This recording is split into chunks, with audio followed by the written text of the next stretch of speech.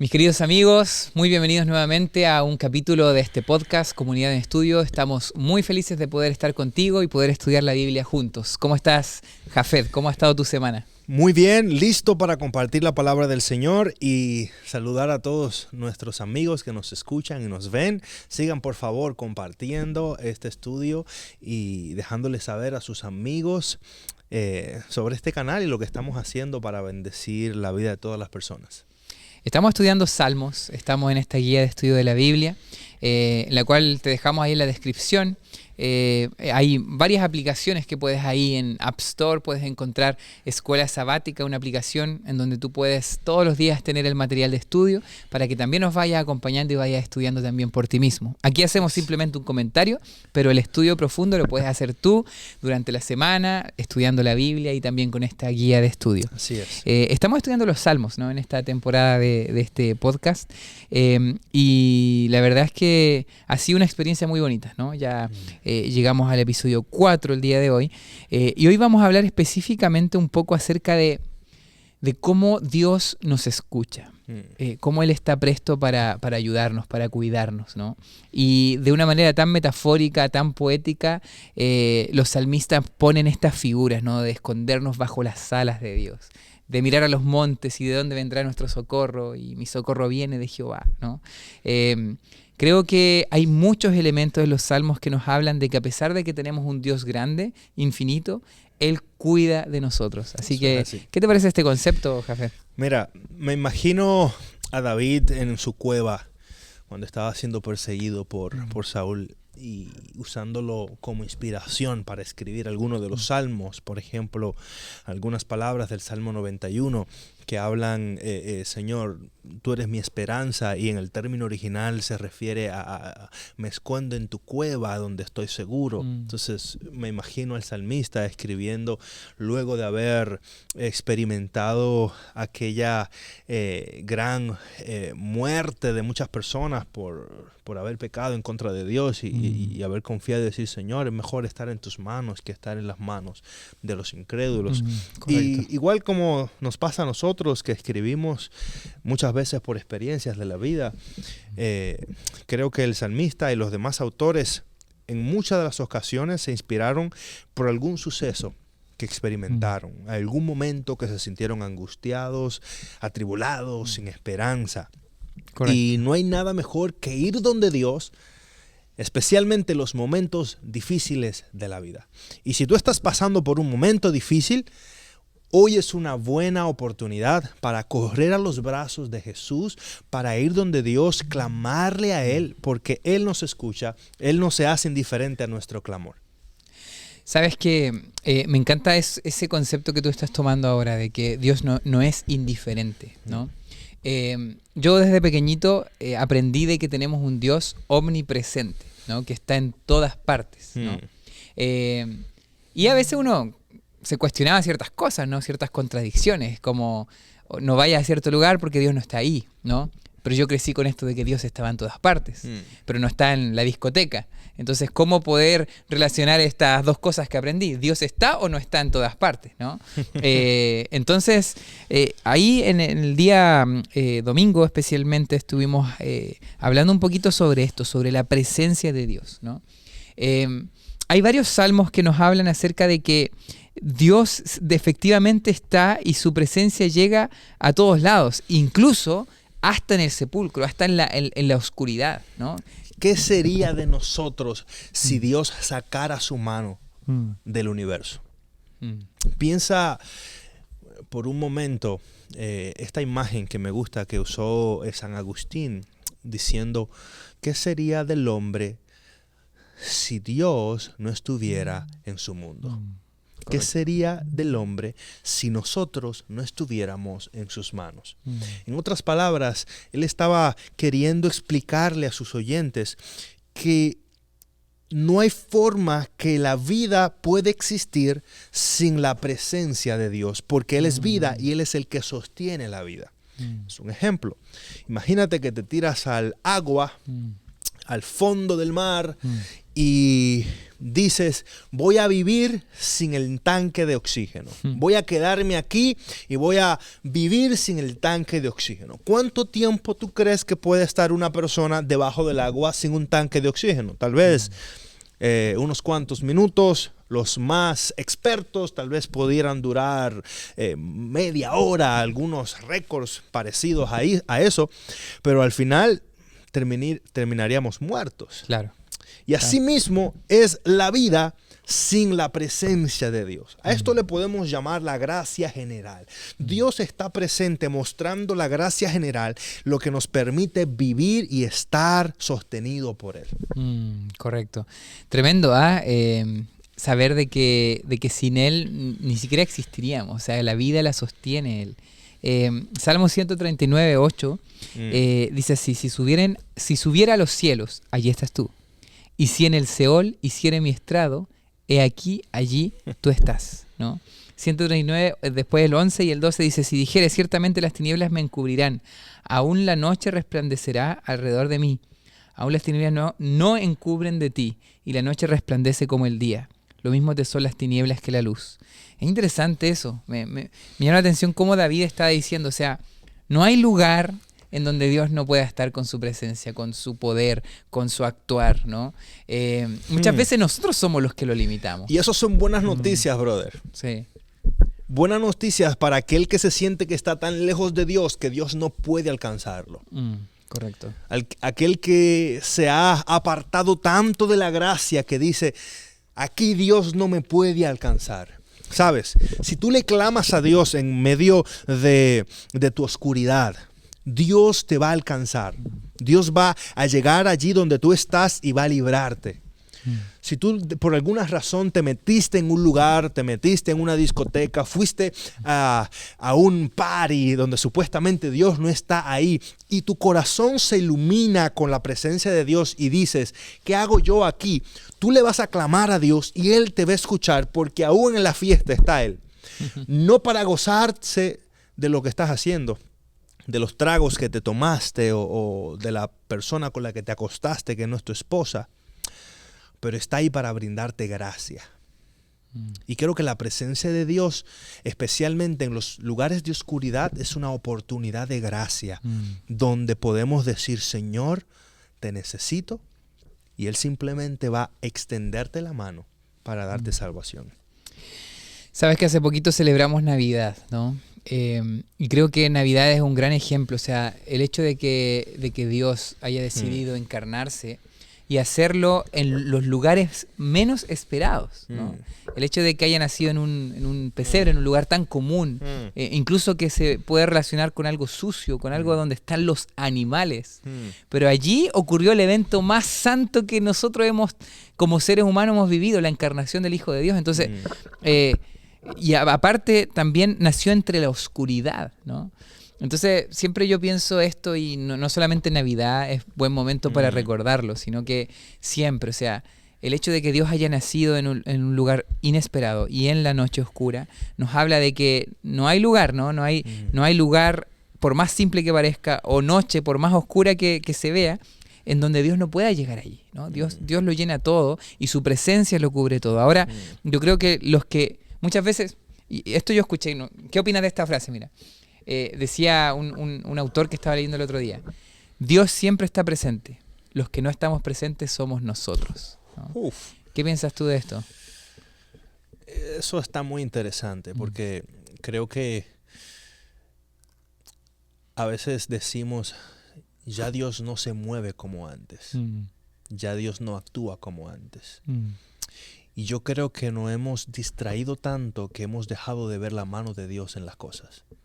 Correcto. Entonces me parece que hace mucho sentido. Nosotros somos los que no estamos presentes porque hemos estado tan ocupados corriendo todo el tiempo por la vida que a veces no nos detenemos para reconocer la presencia de Dios aún en las cosas más sencillas. Correcto. ¿Sabes? Yo creo que lo otro peligroso es que a veces somos tan buenos para encontrar a Satanás en las cosas y nos cuesta tanto encontrar a Dios en las cosas, ¿no? Como mira, ahí está el diablo, esta música está el diablo y en este lugar está el diablo, ¿no? y esa música es satánica. Entonces somos tan buenos para encontrar lo satánico y lo divino. Si dice en la Biblia que toda la tierra está llena de la gloria de Dios. Wow. Y yo veo en los salmos que el salmista dice, oye, en los cielos, en lo profundo, en las oscuridades, ahí está Dios, ahí estás tú. No hay lugar que yo pueda escaparme de tu presencia. Entonces, yo creo que tenemos que cambiar un poco el foco. Claro, ¿no? me parece que estás en lo correcto. Cuando cambiamos el foco, creo que disfrutaremos más la vida al encontrar la presencia de Dios en la risa de un niño, encontrar la presencia de Dios mientras charlamos con nuestro ser querido. Y eso va a cambiar todo. Porque ya no estamos mirando desde la óptica del diablo, sino que estamos mirando desde la óptica de Dios, sabiendo que el diablo ya está vencido. Correcto. Y que aún en las tinieblas, aunque me puedan cubrir, al llegar la luz, las tinieblas no pueden sostenerse. Y eso es una razón por la cual gozarnos y tener esperanza. Correcto. Y la mejor manera de vencer el mal es estar enfocados en el bien, ¿no? Y qué mejor que enfocarnos en la presencia de Dios. Definitivamente. ¿Sabes qué? Hay otro concepto, me gustaría que leamos Salmos 40 del 1 al 3. Es un salmo muy, muy conocido que, además de que Dios está en todo lugar, nos conoce y aún así nos ama, nos cubre con su presencia, también podemos, y los salmistas hablan mucho del cuidado de Dios, ¿no? Entonces me gustaría que hablemos un poco sobre cómo Dios nos cuida en realidad, ¿no? Y cómo podemos confiar en que Él nos cuida a pesar de que muchas veces las cosas no salgan como esperamos, ¿no? Salmos 40 del 1 al 3, a ver si lo puedes leer. Pacientemente esperé a Jehová y se inclinó a mí y oyó mi clamor. Me hizo sacar del pozo de la desesperación, del lodo cenagoso. Puso mis pies sobre peña, enderezó mis pasos. Puso luego en mi boca un cántico nuevo, alabanza a nuestro Dios.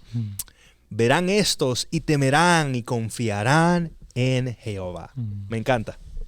Tremendo, ¿no? Tremendo cómo explica David, ¿no? Esa experiencia de que Dios se inclina, de que Dios oye nuestro clamor, que nos saca del pozo de la desesperación, me gusta mucho, ¿no? Y nos pone en un lugar firme, ¿no? Eso está hermoso, eso está hermoso. Sí. Me gusta porque estamos viendo a un Dios que se acerca a nosotros. Sí, correcto. Mira cómo dice, pacientemente espera a Jehová y se inclinó. Es como un niño que se levanta y le dice, papi, por favor, dame un abrazo. Y entonces, en vez del papá decirle, hijo mío, sube para darte el abrazo, el padre se inclina y se pone a la misma estatura del niño y lo abraza. De hecho, esta palabra, se inclinó a mí y oyó mi clamor, se refiere a alguien que está tan cerca que puede escuchar su respiración. Correcto, wow. Tremendo, ¿eh? Entonces, ¿qué tan cerca Dios está de nosotros? Yo quiero decirte que está tan cerca que no solamente puede escuchar tu respiración, sino que puede comprender tus pensamientos, escudriñar tu corazón y compadecerse de tu dolor. Tremendo, tremendo. ¿Sabes que en la guía de estudio ahí de la Biblia no solamente toca este salmo, sino que hay varios más, ¿no?, que hablan sobre protección? De hecho, estábamos hablando hace un momento del Salmo 91, que quizás podríamos leer unas partes ahí de ese salmo, porque aquí podemos encontrar varios como elementos, ¿no? La imagen del Señor como guardián, ¿no? La imagen del Señor como la sombra, Salmo 121, ¿no? Como una sombra, o sea, podemos escapar de la sombra así. Mira qué interesante ese salmo, mira qué interesante. Empieza con una declaración, alzaré mis ojos a los montes, y después lanza una pregunta, ¿de dónde vendrá mi socorro? Correcto. Y es interesante porque la gente antes buscaba el refugio o la seguridad en sus dioses. Sus dioses creados, sus dioses de madera, sus dioses, el sol, la luna, las estrellas, los montes. Y algunas personas veían los lugares altos como los lugares donde habitaban los dioses. Correcto. Por eso el salmista dice, yo voy a alzar mis ojos a los montes. Pero de ahí viene mi socorro. Entonces, él responde la pregunta y dice, mi socorro viene de Jehová que hizo los cielos y las tierras. En otra palabra, mi socorro no viene del monte, mi socorro viene del que hizo el monte. Claro. Y es una razón para gozarnos y confiar que estamos en el mejor lugar, estamos en las manos del Creador y podemos dormir tranquilo. Porque el que no duerme nos guarda. Por eso el versículo 3 dice, no dará mi pie al resbaladero, ni se dormirá el que te guarda. No se va a descuidar de ti, no se va a olvidar de ti. Él ve tu llanto cuando estás postrado en cama. Él ve tu dolor cuando ve a tus hijos que se apartan del camino. El Señor entiende tu quebranto cuando te rompieron el corazón con esa persona que pensabas que ibas a durar toda la vida. Él no se duerme. No se dormirá el que guarde a Israel. Jehová es tu guarda, es tu sombra a tu mano derecha. Y también Dios es tu refugio, ¿no? Es nuestro refugio. Sabes que pensando un poco en esto, lo que tú estás diciendo, porque muchas veces vivimos miedos en la vida, ¿no? Si lo llevamos a un tema práctico, porque aquí David está hablando de su experiencia, ¿no? Y si él está hablando de que Dios lo ha cuidado y de que él alza sus ojos a los montes y de dónde vendrá mi socorro, ¿no? Y es porque él vivió experiencias como ser humano, que también era, en donde necesitó de ese socorro, ¿no? Yo no sé si tú has vivido alguna experiencia así. Mira, yo quisiera contar brevemente aquí a la gente. Nosotros en Chile, Chile es un país muy sísmico, ¿no? En donde hay muchos terremotos. De hecho, el terremoto más grande de la historia registrada fue en Chile, ¿no? En Valdivia. Y el cuarto, si no me equivoco, más grande terremoto de la historia, lo viví yo cuando estaba en el 2010. Habré tenido unos, no sé cuántos años, 14 años antes, ¿no? 14 menos, unos 16 años más o menos, ¿no?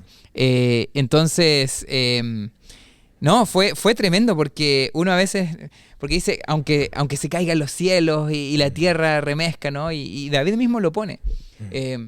Pero cuando de verdad vives algo así, wow, es tremendo. De hecho, imagínate que estábamos nosotros durmiendo y de repente mi mamá me despierta a los gritos porque mi mamá, en vez de tranquilizarnos era peor, porque era como, tranquilo, hijo, tranquilo. Y al final nos ponía nerviosos y sentíamos el movimiento, 3 minutos y medio más o menos de movimiento fuerte, ¿no?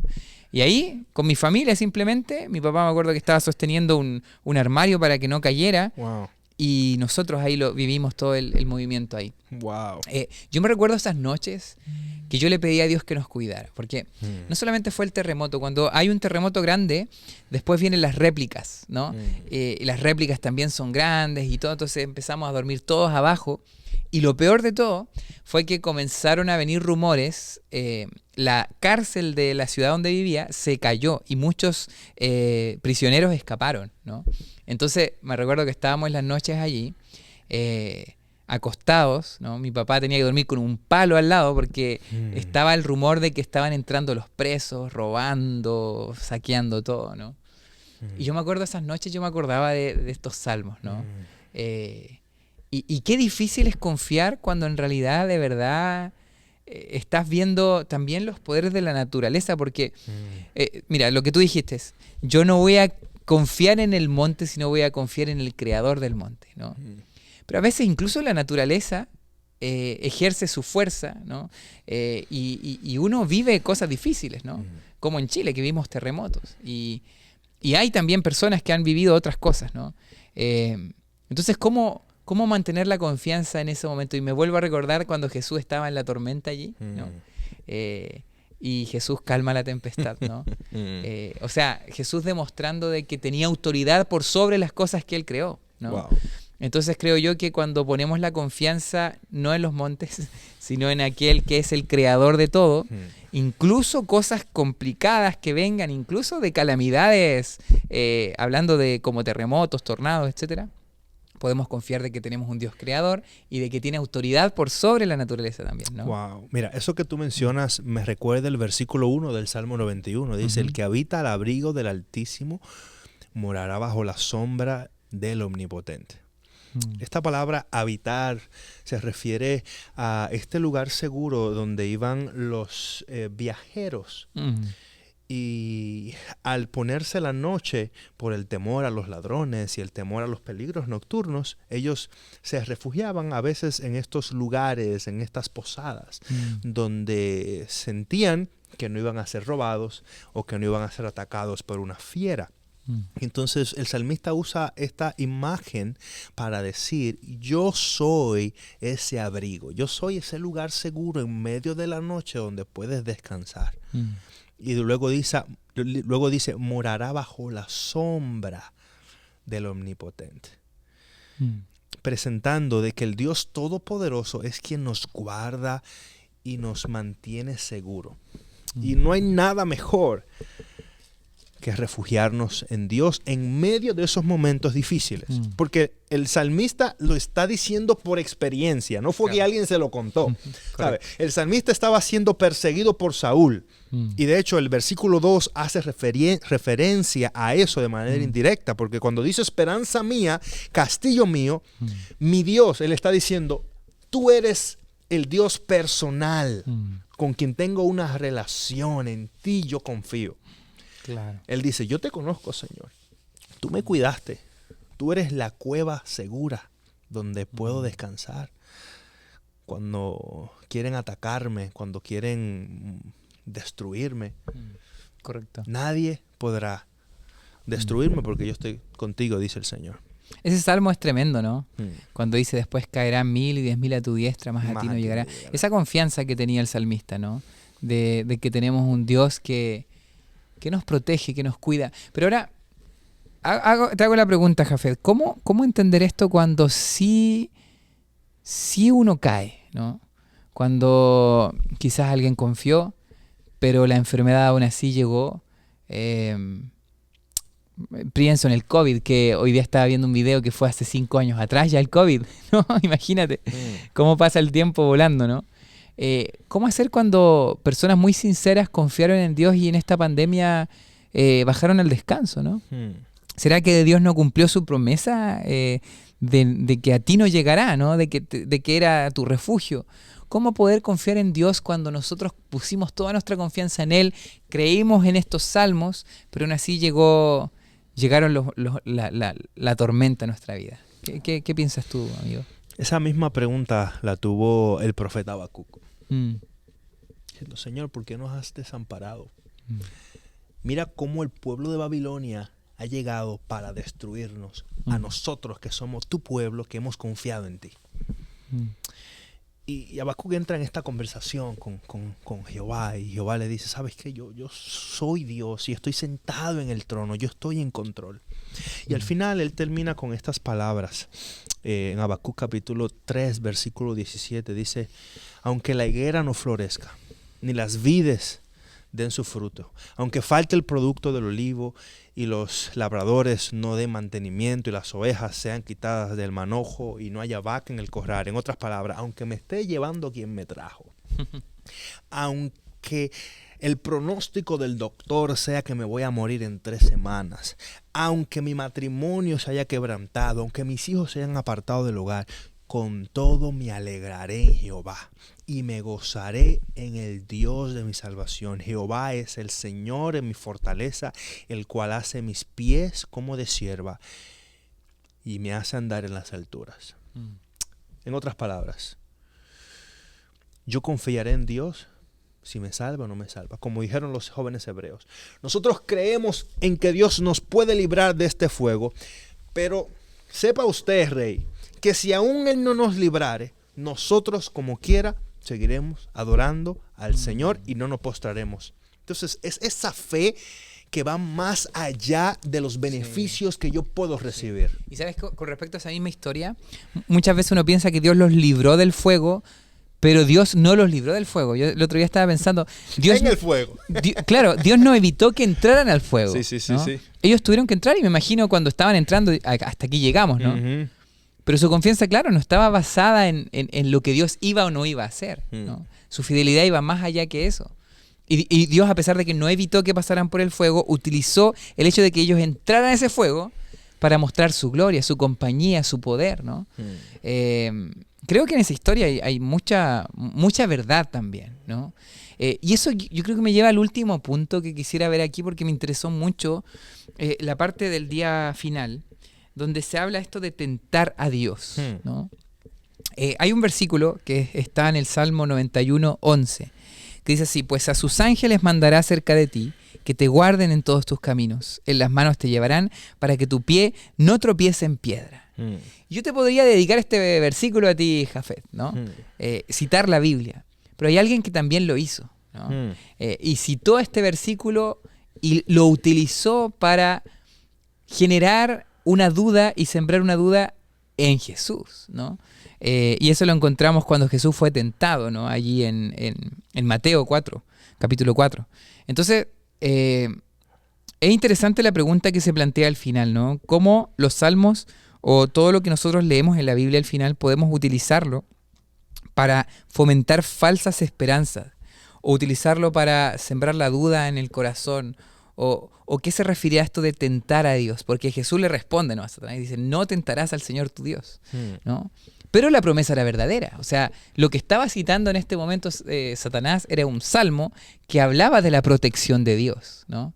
Y le estaba invitando a Jesús a demostrarlo, a lanzarse de esa altura para poder reclamar y demostrar que lo que estaba escrito era cierto, ¿no? ¿Cómo poder entender esto, ¿no? Y cómo también se aplica a nosotros, ¿no? ¿Qué piensas tú, Jafet? Interesante, mira, cuando te das cuenta, ¿quién está citando el texto? Satanás, ¿right? Claro. Y lo está El citando con un adversario. propósito claro. Un propósito que era tentar a Jesús para que simplemente no se cumpliera el propósito eterno de Dios de llegar a la cruz. Le estaba diciendo, ¿sabes qué? No tienes que llegar a la cruz. Si tienes que morir, muere aquí y ya resolvemos todo, firmamos contrato y esta gente es tuya. Pero Jesús tenía que pasar por el proceso de la cruz. Entonces, muchas veces cuando nos damos cuenta que los textos se están usando incorrectamente, especialmente en el contexto de Satanás, se está usando con dos propósitos. Primero, para crear duda, o segundo, para brindar una esperanza que no es la que Dios quiere dar. Es una esperanza, pero no es la que Dios quiere dar. En otras palabras, estoy malinterpretando el texto. Y eso sucede por varias razones. Tal vez porque no vengo de fe, sino del egoísmo. Porque quiero recibir algo para mi beneficio. Y entonces intento manipular la Biblia para que la Biblia diga lo que yo quiero, con un fin de controlar las mentes, diciendo Dios te va a prosperar y te va a llenar de dinero, o Dios va a hacer esto o aquello en tu vida, algo que tal vez la Escritura no lo dijo en el contexto que la gente lo quiere presentar. ¿Será que los verdaderos hijos de Dios van a utilizar la Biblia correctamente porque conocen la voluntad del Padre y porque piden de acuerdo al corazón del Padre? Entonces yo creo que el llamado principal sería: necesitamos acercarnos a Dios para entender su voluntad, para entender su corazón, y que entonces cuando declaremos sus promesas lo hagamos con fe en el contexto de lo que dice su palabra. Porque no queremos ir al otro extremo para decir, ¿sabes qué? Ya no voy a declarar las promesas de Dios porque no quiero citarlo mal. Yo quiero que podamos entender que Dios puso las promesas para que nosotros las declaremos con fe y vayamos en oración para decirle: Señor, tú has prometido en tu palabra, y creemos. Pero eso sucede cuando primero mi corazón está alineado a la voluntad de Dios, está alineado al corazón de Dios, y no lo hago porque quiero recibir un beneficio, no lo hago porque quiero aparentar frente a la gente, o tal vez causar duda o engaño. El mismo salmo que dice: deleítate a sí mismo en Jehová, Claro. y Él te concederá las peticiones de tu corazón. Muchas veces queremos que nos conceda las peticiones del corazón, pero sin deleitarnos en Él. Pero no la del corazón que se deleita en el pecado. Exactamente, el corazón que se deleita en Él, ¿no? Sino que se deleita en Jehová. Exactamente. ¿Entiendes? Porque entonces ese corazón que se deleita en Jehová tiene un corazón conforme al corazón de Dios, porque está tan cerca de Dios que simplemente pide de acuerdo a los anhelos y el deseo de Dios. Wow. ¿Entiendes? Entonces Sí. ahí está el llamado. Y está el riesgo también, ¿no? Me quedó mucho eso de tú y yo podemos correr el riesgo de utilizar la Biblia para sembrar nuestro propio egoísmo. O sea, o sea, yo tengo un objetivo egoísta y voy a usar la Biblia para hacer esto, ¿no? Satanás lo hizo así. O sea, yo tengo mi propósito malévolo, incluso mi agenda. Y voy a usar la Biblia para engañar y para que se cumpla mi propósito, ¿no? Entonces yo creo que ahí está el riesgo, ¿no? Que podamos aproximarnos a la Biblia como aquel sediento, ¿no? Que necesita las palabras inspiradas de Dios, ¿no? Y que podamos vivir las promesas de Dios, porque tú dices, no se trata de no reclamar las promesas de Dios, pero se trata de que entender de que el trabajo a través de la Biblia, a través de las palabras de Dios, el trabajo principal de Dios no es darnos más cosas, es que nuestro corazón sea conforme a su corazón. Ese es el deseo de Dios. Entonces, cuando yo estoy viviendo ese proceso, yo entiendo de que si Dios no me dio algo que pensé que era lo que correspondía para mí, es por una razón. Mi corazón no está dependiendo de lo que me da o no me da. Está dependiendo simplemente de que lo quiero conocer a Él y con Él me basta, ¿no? Así que creo yo que eso es tremendo. Hemos llegado al final. No sé si que... Solo te comparto un pensamiento que me llega a la mente. Cuando te das cuenta que Jesús es lo único que tienes, descubrirás que es todo lo que necesitas.